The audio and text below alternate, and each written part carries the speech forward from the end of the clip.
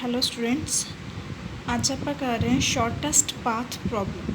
ਇਹਦਾ first type ਹੈਗੀ ਆ ਡਿਜ਼ਾਸਟਰ ਐਲਗੋਰਿਦਮ ਦੇ ਵਿੱਚ ਕੀ ਆ starting initially there is a no vertex, so include source vertex VS, ਜਿਹੜਾ ਤੁਹਾਡਾ ਸਟਾਰਟਿੰਗ ਪੁਆਇੰਟ ਸੋਰਸ ਹੋਏਗਾ ਉਹ BS ਹੋਏਗਾ, and all the path from BS, ਸਾਰੇ ਪਾਥ ਕਿੱਥੋਂ ਸਟਾਰਟ ਹੋਣਗੇ BS ਤੋਂ।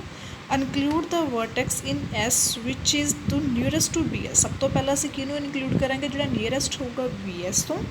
ਸੋ ਰਿਪੀਟ ਕਰੋ ਤੱਕ ਕਰਨਾ ਹੈ ਜਦੋਂ ਅਨਟਿਲ n-1, ਜਦੋਂ ਸਾਡੇ ਕੋਲ ਪਾਥ ਆ, ਪਾਥ ਦੇ ਵਿੱਚ ਸਾਡੇ ਵਰਟੈਕਸ ਨੇ, ਅਗਰ ਟੋਟਲ ਵਰਟੈਕਸ ਸਾਡੇ ਕੋਲ 7 ਨੇ, ਅਗਰ ਉਹਦੇ ਵਿੱਚ 6 ਆ ਜਾਣ ਉੱਥੇ ਤੱਕ ਅਸੀਂ ਇਹਨੂੰ ਸਟਾਪ ਕਰ ਦੇਣਾ। ਸੋ ਡਾਇਗਰਾਮ ਤੁਹਾਡੇ ਸਾਹਮਣੇ ਆ।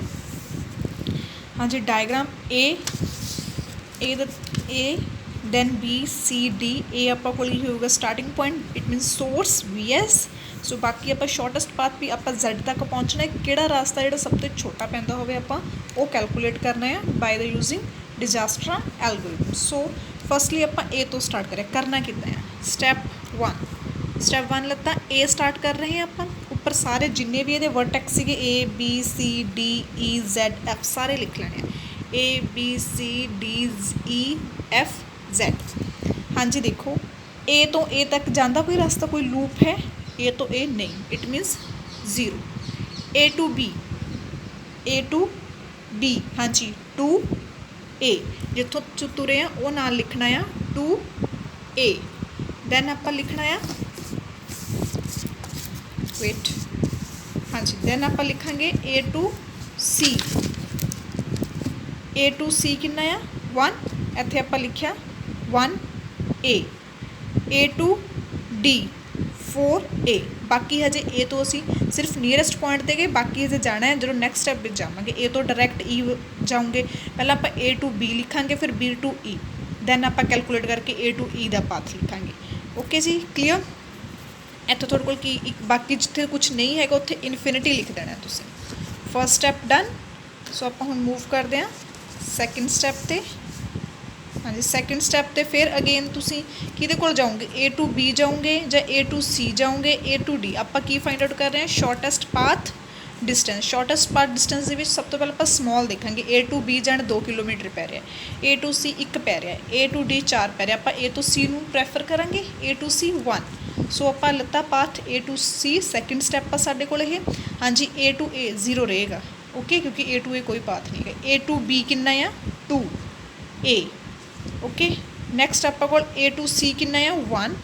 A to D, ਹੁਣ ਦੇਖੋ ਇੱਕ ਤਾਂ A to D ਤੁਸੀਂ ਡਾਇਰੈਕਟ ਜਾ ਰਹੇ ਹੋ 4 ਕਿਲੋਮੀਟਰ, ਬਟ ਤੁਸੀਂ ਪਾਥ ਕਿਹੜਾ ਸਿਲੈਕਟ ਕੀਤਾ A to C ਜਾਓ ਤਾਂ ਕਿੰਨਾ ਪੈ ਰਿਹਾ A to C 1 + 2 3। It means D ਤੱਕ ਪਹੁੰਚਣ ਲਈ ਇਹ ਵੀ ਰਸਤਾ ਹੈਗਾ ਆ 3 ਵਾਲਾ, ਜਿਹੜਾ ਸਾਨੂੰ ਈਜ਼ੀ ਪੈ ਰਿਹਾ ਆ। 2 ਤੱਕ ਅਸੀਂ ਕਿਉਂ ਨਹੀਂ ਕੀਤਾ, ਕਿਉਂਕਿ A ਤੋਂ 2 ਸਿੱਧਾ ਹੀ B ਸਿੱਧਾ ਹੀ 2 ਪੈ ਰਿਹਾ। ਅਗਰ C ਨੂੰ ਬਾਈਪਾਸ ਹੋ ਕੇ ਇੱਧਰ ਨੂੰ ਘੁੰਮ ਕੇ ਜਾਂਦੇ ਤਾਂ 1 + 2 3 ਪੈ ਜਾਣਾ ਸੀ, ਇਸ ਲਈ ਅਸੀਂ ਉਹਨੂੰ ਸਕਿਪ ਕਰਤਾ। ਜਿਹੜਾ ਸਾਨੂੰ ਸੌਖਾ ਪੈਂਦਾ C ਤੱਕ, ਵੀ C ਨੂੰ ਇਨਕਲੂਡ ਕਰਕੇ ਜੋ ਰਸਤਾ ਸਾਨੂੰ ਸੌਖਾ ਪੈ ਸਕਦਾ ਸੀ ਉਹ ਇੱਥੇ ਲਿਖਣਾ ਆ। ਹਾਂਜੀ, D ਤੱਕ ਪਹੁੰਚ ਗਏ। ਅੱਗੇ E ਤੱਕ ਦੇਖੋ ਤਾਂ ਅਗਰ A to C ਜਾਂਦੇ ਆ 1 + 5 6, ਇੱਧਰੋਂ ਜਾਂਦੇ ਆ A to B ਆਪਾਂ 2, ਇੱਧਰੋਂ ਜਾ ਨਹੀਂ ਸਕਦੇ ਕਿਉਂਕਿ ਅਸੀਂ B ਸਿਲੈਕਟ ਨਹੀਂ ਕੀਤਾ ਸੀ, C ਸਿਲੈਕਟ ਕੀਤਾ ਆ, ਇਸ ਲਈ C ਨੂੰ ਯੂਜ਼ ਕਰਕੇ ਅਸੀਂ ਜਿਹੜਾ ਰਸਤਾ ਸੌਖਾ ਬਣਾਉਂਦੇ ਸੀ ਉਹ ਲਿਖਣਾ ਹੈ। ਆਪਾਂ E ਤੱਕ ਬਣਾਇਆ ਕਿਹੜਾ 6 ਵਾਲਾ, 5 + 1 6। ਨੈਕਸਟ ਅਸੀਂ ਗਏ F ਕੋਲ ਜਾਣਾ। ਇੱਕ ਤਾਂ ਆਪਾਂ ਕੋਲ A to C ਕਿਹੜਾ ਪਊਗਾ 8, D ਨੂੰ ਨਹੀਂ ਜਾਣਾ, ਇੱਧਰ ਨੂੰ C ਸਿਲੈਕਟ ਕੀਤਾ, C ਨੂੰ ਹੀ ਜਾਣਾ। A to C to F 8। Z ਤੱਕ ਅਸੀਂ ਪਹੁੰਚ ਨਹੀਂ ਸਕਦੇ, ਅੱਗੇ ਅਸੀਂ ਸਿਲੈਕਟ ਨਹੀਂ ਕੀਤਾ, ਇੱਧਰ ਅਸੀਂ ਪਾਥ ਨਹੀਂ ਹਜੇ ਸਿਲੈਕਟ ਕੀਤਾ। ਇੱਧਰ Z ਕੋਲ ਕੀ ਆ ਗਿਆ ਇਨਫਿਨਿਟੀ। 2 ਸਟੈਪ ਹੋ ਗਏ। ਥਰਡ ਸਟੈਪ ਕੀ ਆ, ਹੁਣ A C ਸਿਲੈਕਟ ਹੋ ਗਿਆ, C ਤੋਂ ਬਾਅਦ ਕੌਣ ਬਚਿਆ B ਅਤੇ D। ਜਾਂ ਤਾਂ B ਸਿਲੈਕਟ ਕਰ ਲਓ ਜਾਂ D ਸਿਲੈਕਟ ਕਰ ਲਓ। ਆਪਾਂ B ਸਿਲੈਕਟ ਕਰਾਂਗੇ ਕਿਉਂਕਿ B 2 ਹੈ ਅਤੇ D 4 ਹੈ। ਇਟ ਮੀਨਸ ਸਾਡੇ ਕੋਲ ਰਸਤਾ ਕੀ ਹੈਗਾ A C B। A to A 0 ਹੈ, A to B ਅਗਰ ਬਾਏ C ਹੋ ਕੇ ਜਾਂਦੇ 3 ਪਊਗਾ, ਜੇ ਬਾਏ ਡਾਇਰੈਕਟ B ਜਾਂਦੇ ਤਾਂ 2 ਪਊਗਾ, ਠੀਕ ਹੈ ਜੀ। A to C 1 ਹੈ। ਹਾਂਜੀ, A ਤੋਂ ਆਪਾਂ D ਕੋਲ ਜਾਣਾ, 3 ਤੋਂ ਛੋਟਾ ਹੋਰ ਕੋਈ ਨਹੀਂ ਪਏਗਾ ਸਾਨੂੰ। E ਕੋਲ ਜਾਣਾ। ਹੁਣ ਦੇਖੋ ਪਹਿਲਾਂ ਆਪਾਂ A ਤੋਂ C ਵੱਲ ਨੂੰ ਗਏ ਸੀ, A ਤੋਂ C ਤੋਂ E ਆਪਾਂ ਕੋਲ 6 ਪਿਆ ਸੀ, ਬਟ ਹੁਣ ਅਸੀਂ B ਸਿਲੈਕਟ ਕਰ ਲਿਆ। ਅਗਰ ਅਸੀਂ ਬਾਏ B ਹੋ ਕੇ ਜਾਂਦੇ ਹਾਂ A to B 2 + 3 5, ਮਤਲਬ ਇੱਥੇ ਸਾਡੇ ਕੋਲ ਚੇਂਜ ਹੋ ਗਏ ਕਿਲੋਮੀਟਰਸ। 5 AB ਦਾ ਰਸਤਾ ਆ ਗਿਆ, ਪਹਿਲਾਂ ਸਾਡੇ ਕੋਲ 6 AC ਦਾ ਸੀਗਾ, ਹੁਣ 5 AB ਦਾ ਰਸਤਾ ਆ ਗਿਆ। F ਤੱਕ ਉਹੀ ਰਹੂਗਾ, D ਸਿਲੈਕਟ ਨਹੀਂ ਕੀਤਾ ਸੀ। A to C ਤੋਂ F AC का रास्ता 8AC, Z कितना आ गया इनफिनिटी।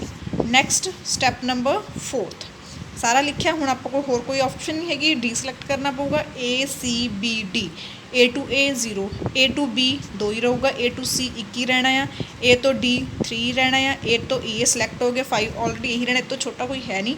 हुण F तक कोई होर रस्ता पैंदा, देखो पहले आपां A to C गए सी, C to F गए सी, 8 लत्ता सीगा आपां ने, F देखो 8 लत्ता सी ना इत्थे।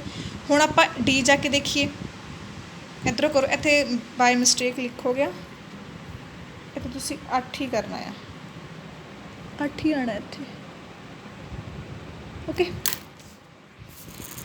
8 ही आऊगा इत्थे, होर तो छोटा है नहीं क्योंकि 7 ते 1 8, 4 ते 4 8, ओके जी।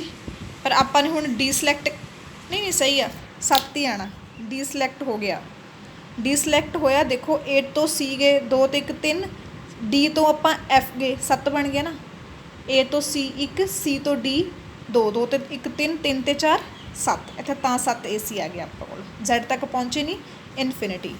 दैन 5th ACDBE, हुण आपां डायरैक्ट E कोल चले गए, इधर भी E इंकलूड कर लिया, आपां Z कोल पहुँचना ना, सेम पाथ रहे, ये चेंज नहीं होने, इत्थे 7 आ गया, ठीक है जी। Z कोल पहुँचना देखो किवें पहुँचोगे, चाहे पहले जिहड़ा छोटा पैंदा A तो B कोल गए 2, 2 ते 3 5, 5 ते 1 6, ओके।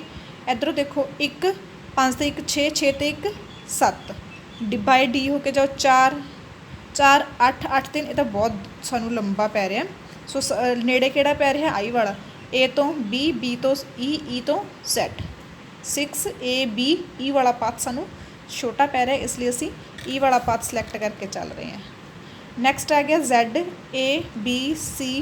सारा सेम आ गया, Z पाथ इंकलूड कर लिया, लास्ट तक तुसी पहुँच गए हो, ये थोड़े कोल आंसर आ गया।